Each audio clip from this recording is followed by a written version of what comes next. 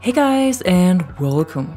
With the class update in Battlefield 2042, the button mapping on controller has changed a lot, and I found that the new layout is not very beneficial and also has some disadvantages. And according to the many comments I read from other players, I'm not the only one struggling with it, so I did some tweaks to my settings that I think make the controls better again, and I want to share them with you in this video, hoping that they might help you as well. But the first thing I did was to completely reset my custom button mapping, because I had already done a few changes to it before and I didn't want anything to get messed up because of this. To reset your mapping, go to Controller and Controller Schemes, and then Edit Controller Mapping and press Y or triangle to restore the default settings. If you want Crouch and Prone bound to the right stick and the melee attack to B or circle, go back to Controller Schemes and change the buttons to alternate. This will still be kept no matter if you customize the mapping any further or not. With this layout, the plus menu is now accessible by holding Y or triangle, and the attachments can be changed with the different directions of the D-pad. The grenade is bound to LB or L1, and the new Class Gadget is at D-pad up. But like I already said, I didn't really like this setup, so I changed a few things.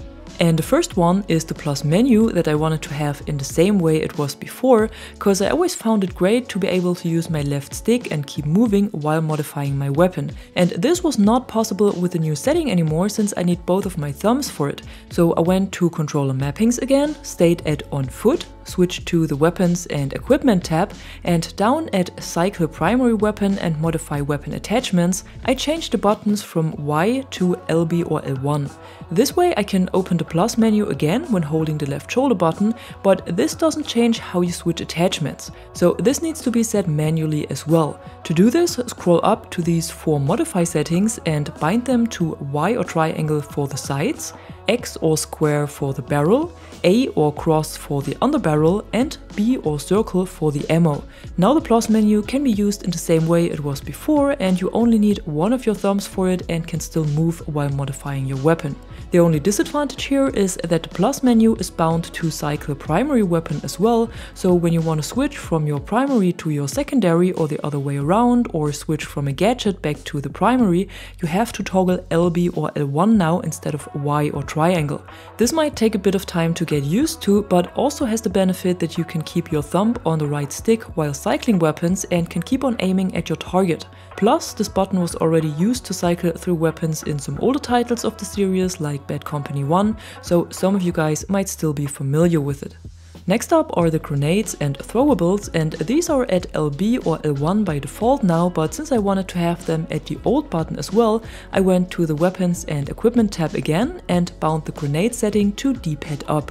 If you scroll down the list, there's also a setting for auto throw grenades and throwing knives, and here I just unbound the default button because I didn't know if that would mess anything up. For my new button mapping there is no disadvantage here, but something that is bugged now with the update is the auto throw function for grenades that you can activate at controller and on foot, because right now when you enable it, your social will throw out all grenades or knives at once and you can't stop it.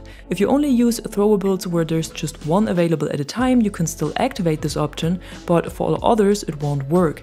I also tried different settings here, but none of them could fix this, so for now you might be better off disabling this option if you had used it before.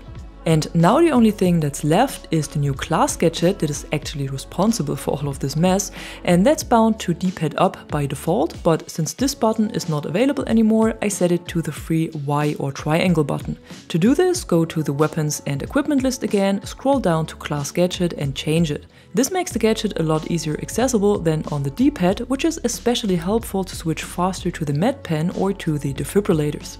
What you can change as well if you like to is binding the steady scope button to the aim down sights button, so that's LT or L1 when you play with the default trigger setup, because that allows you to steady the scope on sniper rifles in the moment you aim down sights and you won't have to press or hold an additional button.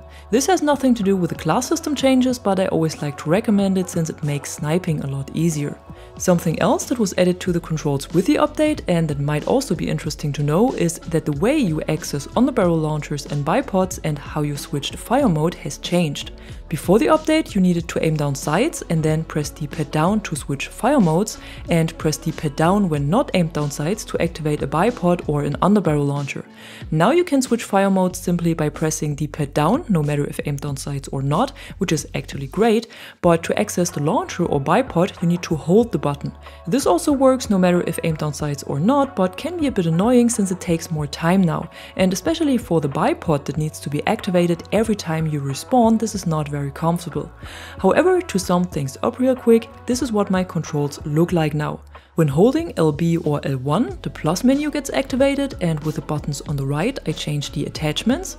When toggling the LB or L1 button, I switch between primary and secondary weapon. With Y or triangle, I use the Class Gadget, and with D-pad up, the grenade. D-pad down switches the fire mode when toggled and activates underbarrel attachments when held. And when holding the trigger with sniper rifles, my soldier also holds breath. This works pretty well for me so far, but there's one little thing you should be aware of if you want to copy these changes. Cause what you cannot do anymore is use the button combination for the call-in tablet, since it gets messed up for some reason, which means you won't be able to open it by holding the two shoulder buttons. What you need to do instead is to open the combo rows by holding RB or R1 and then access the call-in tablet here.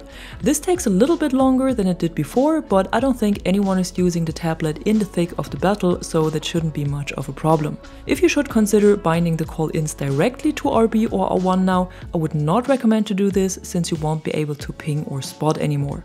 And what also happens since the update is that when you scroll through a menu and you are on the map at this moment, your soldier will react to your buttons. So if you press D-pad up to scroll, they will bring up the grenade, or if you cycle through a menu with the shoulder buttons, you might ping or switch weapons. It's not very annoying and sometimes not even noticeable, but it's still something you should know about.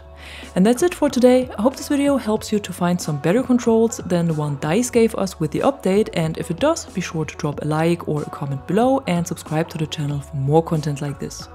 Until then, thanks for watching. I'm the Catwoman and you are awesome.